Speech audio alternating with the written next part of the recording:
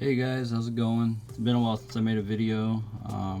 Sorry about that. I appreciate your patience, everyone who's stuck around, and I know some of you have been waiting for quite some while. But I received a question on one of my other videos about how I based the Frostgrave figures with the little, I think they called them pudding bases. So I'm just making a quick little video to show how I do that. It's not complicated. Anyone could do it easily, and I hope it helps. Here's an example of what we're kind of going for. I'm not going to take this fully to the painting step, and you can add tufts yourself. The reason being is just it's not necessary. It's just a regular paint it brown and dry brush it, that sort of deal. But it's very effective. I think it works really well. So without further rambling, let's get straight to it. Anyone familiar with the Frostgrave figures, they know that they come on these kind of oblong bases, right? And a lot of people don't like these, but cutting them off can be a pain. So what I do is I just take the entire base and attach it to a regular round 25mm base like this one. This base is from Reaper. Obviously North Star, they provide a different type of round base that you can attach your figure to, and really the preference is it's up to you. I like these Reaper bases. I think they look nice. They're very clean, but whatever you want to use. I suppose actually, like, if you wanted to, you could use the North Star ones for a slightly lower profile, but we're getting into the weeds here. So let's move on. Now, once you have it attached to the base, what you're going to want to do is fill in the space between the top of the incorporated base and the smaller base. So we're going to use putty for that. And what I use is Tamiya epoxy putty quick type. It's cheap where I live. It's really easy to get my hands on. Like 15-minute walk, I can buy a whole box of this for like $3 and some change US. So I like it. It's basically the same thing as green stuff, right? So you've got your two epoxies that you mix together, and they will form the putty. So yeah, I'm just gonna mix this up. It's sticky, right? Like green stuff, so you're gonna want to wet your fingers. And you could use green stuff. You don't have to use this. I mean, you basically any putty, honestly. All right, so we have our mixed putty. What we're going to do is just apply it around the incorporated base on the new base. I'm actually going to split this up just to make it a little bit easier. So I'm going to move this out of the way because I'm ready. Well, that's fine. Just put it right there.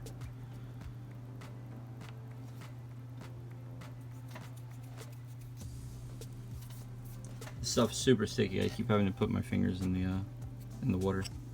So I'm going to kind of make like a snake with it. Right, and just this side's a little narrower, and this side's a little wider. So I'm just gonna try to find like a side that kind of fits that, and wrap this around the base. It doesn't have to be perfect, right? You can smooth this out as you need to, but just something like that.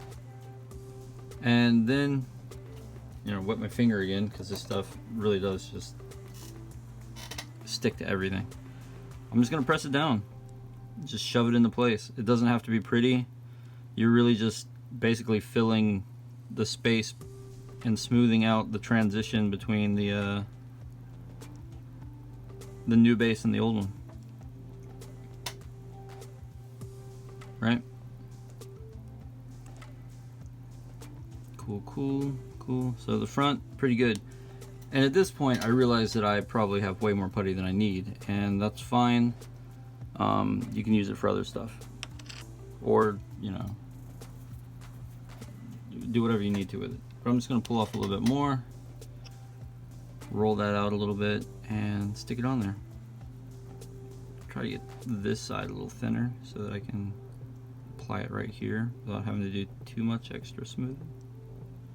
There we go. So something like that. My finger's wet again. I've got a little like tray of water off to the side, by the way, in case anybody's wondering. I'm not licking my fingers. This stuff tastes terrible. I know from experience. Don't eat, buddy. All right, cool. So basically, you end up with this very, very small hill of putty up to your dude, and yeah, it's really effective. While I have this putty out, actually, you can see that this particular figure has like a support here. You could cut this off, right? I think this plastic is hard enough that this one leg could probably support him, but I don't want to cut it off, right? I would prefer that he be as secure as possible on the base. So what I'm going to do instead is I'm just going to use some of that extra putty and wrap a little bit of it around this and kind of form the shape of like a stone or something that he's like jumping over. And I'm going to use this silicone tool to help with that. So we're just going to get a little bit of this extra putty. You don't need a lot because it's already kind of thick. The support. It's a pretty big support. If you wanted to, really, you could probably trim it down some. But again, we're kind of being lazy here. We don't want to trim things down. We don't want to do a whole lot of cutting. So I just got a little bit of this putty, right? And I am going to attempt to put it around his support under his foot. It's kind of easier said than done because it's absolutely sticking to me. And don't worry about getting fingerprints in places because other than this rock, you're going to cover it all up anyway. Ah, get off my finger. Okay, hang on. Get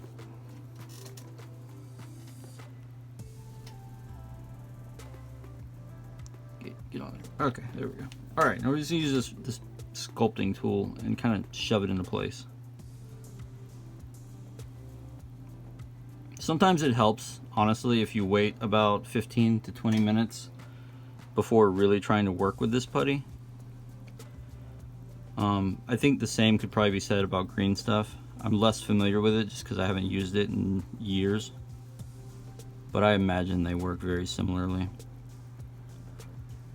Basically, the more it's cured, the less malleable it is, and it tends to hold its shape a little better. But we're just going to, yeah, we're just gonna kind of begin shaping it into like an odd, roughly stone-ish shape. Doesn't have to be perfect. I mean, you're basically looking at just painting the thing gray and people being like, oh yeah, okay, he's stepping on a rock. But, you know, it's not a highly realistic rock, perhaps. You know, you might want to give it some edges here and there, some kind of like sloping sections. Behind the foot here, we could probably bring it down a little bit, yeah. Just like that. And now, instead of stepping on, you know, whatever that was, that support, it looks like he's kind of like about to launch himself off of this rock. And you know, if you don't like that there's just one rock here, right, like maybe that looks a little odd to you, you can add more. The one thing I would say though, ordinarily, is I would do the next step before going much further with adding rocks, because this is just gonna add more stuff for you to put texture paste around. But for the sake of demonstrating it, we'll just take a little clump here, and what we're going to want to do is just secure it to the base by pressing down on the sides, right?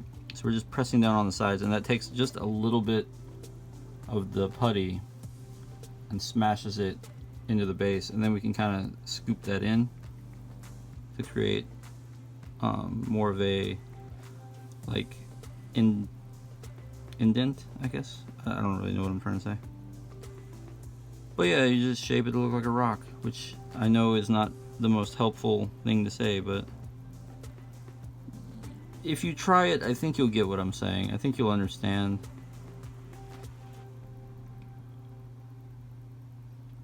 And there. Now we have a guy who is jumping across rocks. Maybe fix the back a little bit first, actually. There. And you could add as many or as few of these rocks as you want to. You don't have to add any at all. You could just cut it off. Whatever works best for you. So, now we gotta wait on that guy to cure. So for this fellow, we're gonna add texture paste. So here we have Vallejo earth texture. This is the stuff I like to use. Citadels works perfectly fine. I think it's a little bit more expensive by the volume, but if you don't care, I don't care. So yeah, do whatever. This is the most tedious part of the entire thing. Just spreading texture all over the place and trying not to get it on his feet. And there we have it. So you could take this further. You could add little rocks. You could add little ballast. Like sometimes I like to add this little like cork railroad ballast. And what I'll do is just take a little bit of this and sprinkle it on there. And this is just to add kind of like a variation, like slightly larger, like rocks and debris, that kind of thing. And then I will use whatever tool is handy, in this case that little sculpting tool. And I will press these into the texture paste. If they don't stick, then I don't force them. But some of them, you know, you can get them down in there. And they just show up a little different when you like dry brush it, and you can go back and pick them out with another color if you want. So that's basically it. From here, you just wait on that to dry, and then you can prime it. Well, obviously I would need to assemble the rest of this figure. But yeah, you can just prime it and move on to the next painting step. I'm not going to show you painting it because there's no purpose. It's just paint it brown and then dry brush it. It's what I usually do. So yeah, that's it. Thanks for watching.